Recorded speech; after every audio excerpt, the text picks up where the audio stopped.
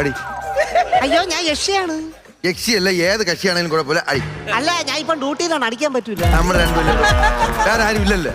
അടി, ഞാൻ ആരുടെയും പറയൂല. അടിക്കട്ടാ? അടി ഛേ അടി അടി. ആവശ്യമില്ല അവിടെ.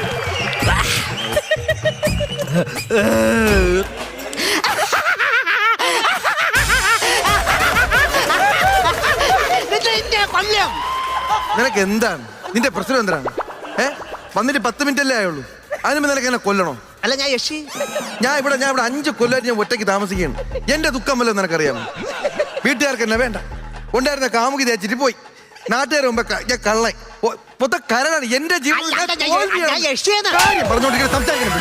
കാര്യം പറഞ്ഞോണ്ടിരിക്കല്ലേ നീ ഇവിടെ കിടന്ന്